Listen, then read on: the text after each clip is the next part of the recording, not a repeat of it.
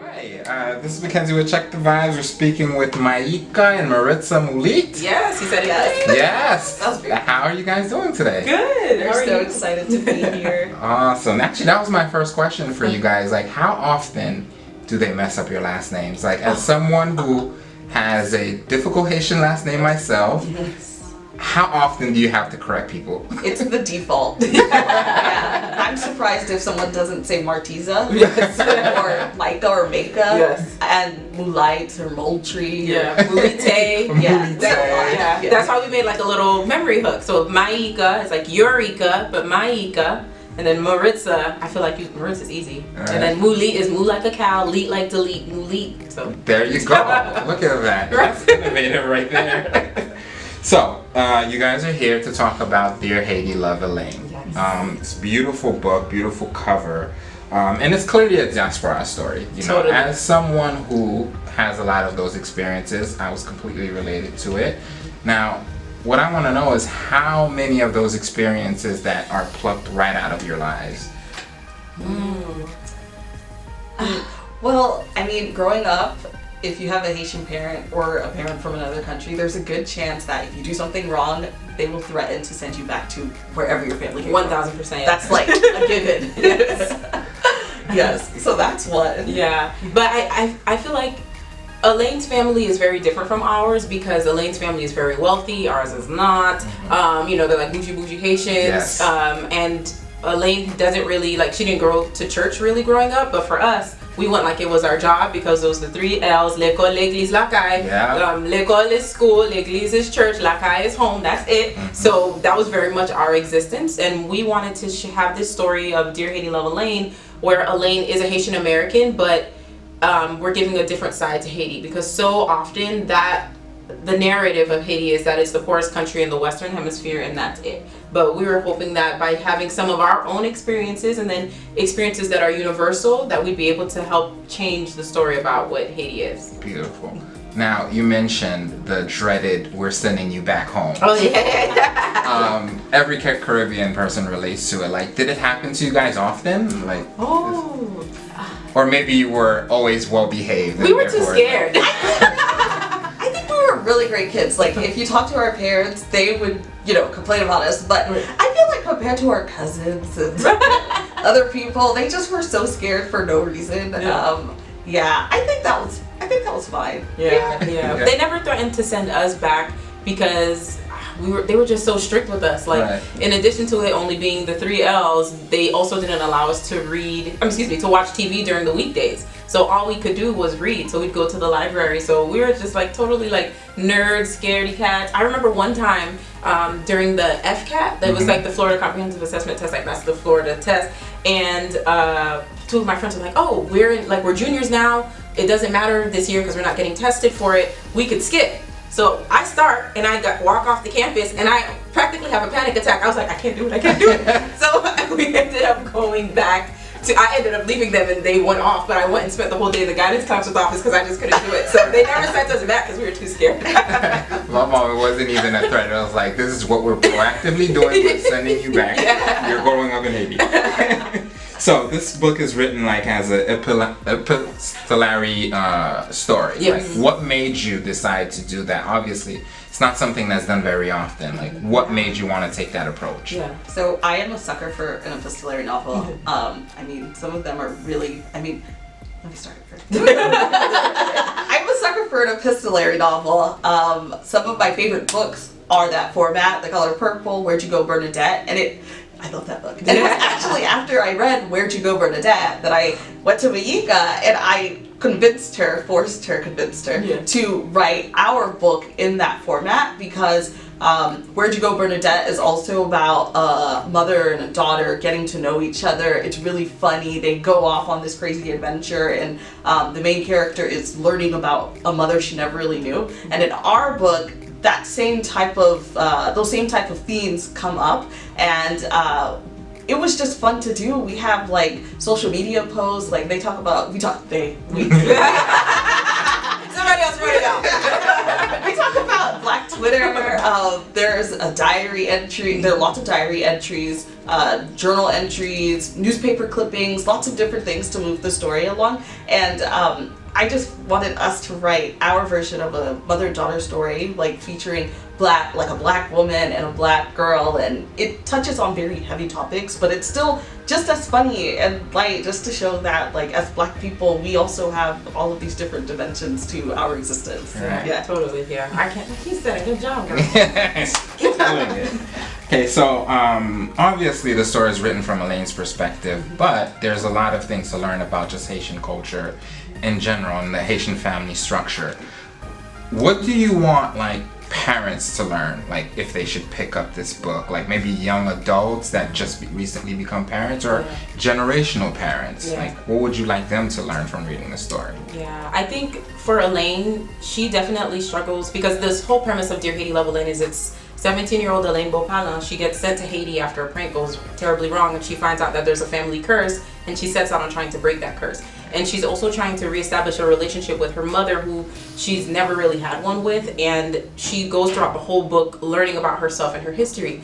I think it's important for Haitian parents in particular to realize that even though we're, let's say, born in the United States, we still have that connection to the island. And you'll find sometimes that even for us growing up, we would be like, oh, I'm Haitian American, and my parents would be like, that's real cute, you're American. But it's because even when we go back to the island, they look at us and they say, "Gade diaspora." Yeah. They're like, "Oh, gade ti blanc," which is like, look at the little white people. Like they remove us from that. When in reality, when we're here in the States, sometimes we feel like we're not American enough, and then if we go to Haiti, we're not Haitian enough. So I would say that for Haitian parents reading this book, to just really embrace their Haitian culture and help share that with their children, but then also to be open to the things that maybe aren't Haitian. And there's a lot of different things that we experience coming up in the United States that they might not have. And for us, I think part of that is like why our parents were so strict, is because things are different back on the island, and they wanted to make sure that, you know, they were raising 4 young girls, that we come up, quote unquote, the right way. But you should be able to have that moment of sharing the culture, but also embracing some things that might not be of the culture, and just learning together in that process. Because that's what Alaine is doing throughout this. Beautiful. And just being from the Caribbean in general, like, usually have those conversations with people back home, and they have a completely different perception of what you're actually doing. Yeah. So is there any funny stories, like, just from being an author or in your professional lives, that they think that you're doing something completely different than maybe what actually is? Do you mean like that meme when they're like, what I am and what I really am? Absolutely. Okay. I feel like all our relatives in Haiti think that we're like super rich and living in gold palaces. Listen, here. We have day jobs. How common is that? Like, it's incredible. Yeah. How it doesn't matter the family, they all have a perception that, like, you just made it. Yeah. I think once you have a book, even coworkers, they're like, oh, hey, celebrity author. I'm like, celebrity? I can walk down the street, nobody knows who I am. Like, the idea of what it means to have made it is very different. Like, for us, we were excited to have a book that's published with our name on it, because we've grown up reading so many of those books. So to us, we're like, oh yeah, we made it. For other people, the version of made it is like, you have this book, which means you have money, which means like, and people ask like, oh, you got a movie deal coming out and all this. I'm like, that's not how this works. So following that same thread, like on your Twitter, when you first received the book, you guys posted like an amazing video of you opening the books and surrounded around like all the books that you guys grew up reading. Like, how did it feel, like, the first time you held that book, now knowing that you're one of those authors that you used to read about, like, when growing up? How was that feeling? I feel like this whole year has been completely surreal. I mean, the fact that we're here at the Miami Book Fair, something that we used to attend on field trips growing up at school, the fact that we go every single year anyway is so crazy, that we're here doing an interview and that we got like a fancy lanyard now. Right. You know? Badge. That's insane. But then when we went to the library, we did it at North Dade Regional, and it was our neighborhood library growing up in, that's Pearl City, you know, that Opelika. Opelika. Yeah, and we were there, like walking in at, you know, things have changed and computers have been upgraded and stuff, but it's the same library, it's the same bones, and we had all our books, and they were so old, and I remember them being old when we had them like 10 years ago. I guess more than 10 years ago, but it's so crazy. It gets me so excited to think about, because I mean, it's been our dream for so long, and the fact that we're living in a time now where the books are getting more and more diverse, that we're getting lots of different types of stories that even more kids can see themselves in, is so important. And that's just going to improve literature and make our canon better and, you know, more diverse. Yeah, I think it's really exciting, the fact that our first novel is one about Haiti and about a Haitian American, because a lot of times the story of your heart is not the first one that gets published. You might write this beautiful story and then you try to sell it and people are like, the market isn't ready for this. But we got very lucky, blessed, however you want to look at it, and worked hard on it as well. The fact that our first book is this book that is very specific to our culture. And I'm excited. You know, we're visiting different schools and we have like young Haitian American students and youths coming up to us and saying like, I'm so excited to see a book that finally reflects my culture, or I was teased because I'm Haitian and now I get to read this and it makes me feel empowered. Like that's amazing. It's, you write the book thinking like, okay, I wrote the book, the job is done, but that's like the first part. Then you start meeting people and talking with them, and that's been wildly amazing and more than we could have imagined. Beautiful. So you guys are expressing a lot of joy through this process, but what is something that you've learned about yourselves that you didn't know about yourselves before, like as you're going through this process? We can actually write and finish a book. Yes, yes, for sure. Yeah. This was our first book, Yeah. and I mean, before we wrote together, we would try things separately and never finish anything. I didn't get far at all. So the fact that we were able to sit down and do this together, and it was successful, and we ended up getting it published. I wear my heart on my sleeve, and yeah, I think it was before we had gone on book tour. We were at like a super fancy like publisher's dinner, and we're like, oh girl, we made it. And then our publicist was there, and she was telling us about like all of the different cities that we were going to go to on book tour. And I was so happy, I just burst into tears. I was like, this is amazing. And then another author is walking by, she's like, are you okay? And I was like, no, I'm just so happy. She's like, are you a Cancer? And I'm like, I'm a Sagittarius, I'm just happy. But yeah, so throughout this process, I've learned that I like to cry. And I thought it would be Maritza, honestly, but Maritza's like, are you okay? Can you keep it going? Yeah.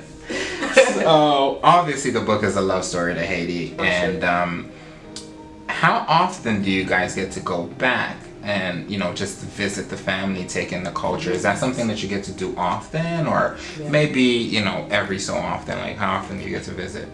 The last time we went back was a year ago while we were the last time we went back was a year ago. We were editing the book just to make sure that certain things that we mentioned were accurate, that sort of thing. Yeah. Even though, I mean, some of the things that we saw, we were like, we're not doing that. But before that, we went a few times when we were younger, but very young, like younger than 10 years old. Yeah. That was the last time we had gone before now. So that was then. Our parents go more often than we do. Our dad went, like, it hasn't been a month. Yeah, there's always like a reason to go and then come back because we're conveniently located. But, yeah, I would say for definitely everything Maritza said. But part of the reason why we didn't really go when we were growing up is because there was always that narrative of like, you can't go to Haiti, you'll get kidnapped, or these different stories. So it wasn't really something that people from the diaspora would engage in, like going back to the island. But I feel like now we have more people, like young Haitian Americans, trying to help change the narrative about Haiti. Like Jessie Wu, she's always talking about that, like how there's a lot of turmoil happening on the island right now, but what can we do to help support that? And there's you have L'Union Suite, or the Haitian American by Wanda Time, or Tima, I might be pronouncing her last name incorrectly, but just people are trying to change that narrative about what it means to go back to the island. So like now as we're older, we want to go, but also when we were younger, when we went back to the island, you were visiting family. So it's like, oh, I did Tijos, hi, tonton sa, ma tante sa, so you weren't really experiencing the island for what it was. But when we went back during the editing phase, we got to visit like Citadelle La Ferrière or Palais Sans Souci, which was amazing. It was something that we hadn't known. We'd only seen it in pictures or from an outside point of view. A lot of times it's white people who are going back to the island and seeing these fun treasures, but we got to see it for ourselves. So yeah, we want to go back again, but we have to figure out how to go and not tell family. Because they'll get upset. They're like, if you're here and you didn't say anything, then it's like they want you to go on a world tour, the whole island. So as two sisters of, out of four, and just creatives, like what's something that you want to, the young black girls who want to be creatives, to not only learn from reading the book, but pick up in general moving forward? I think that Dear Haiti, Love Alaine shows young black girls, young black children, or anyone that people want to read your stories. They want to hear your voice. You can write the most specific story about yourself, and there's going to be an audience for it. Yeah, I agree. That was exactly what I was going to say. Like, even for us, for Dear Haiti, Love Alaine, when we wrote it and we started pitching, we had different agents saying, like, we love the book, we want to represent you, but we want you to remove the magical realism from the story. And for us, we know that magical realism, or that idea, is very ingrained in Haitian culture, and to remove it from the story would be removing a part of the culture. And we decided, like, we're not going to go with that agent, we're going to go with who we ended up with now. And it's honestly worked out to our benefit, because even though it's very specific, like, there's universality in the specificity. You can be talking about what it means to be Haitian American, but even someone who's not Haitian American knows what it means to have your foot in more than one place. If you're a student athlete, you're balancing being a student, you're balancing being an athlete. If you're a mother and you have a full-time job and you work, you're balancing motherhood and being a career woman. So we want young Haitian women, and anyone really, to know that you can write the story of your heart. You'll find an audience for it, and know exactly what that story is that you want to tell, and kind of stick to it, and you will eventually find that audience. Amazing. I just want to thank you guys for taking the time to visit and speak with us at Check the Vibes magazine. Like, you guys are doing something amazing, and the joy that you're showing, like, that's what it's all about. Thank you. And so we certainly appreciate that, and I hope you guys, great success throughout the rest of the day. Thank you.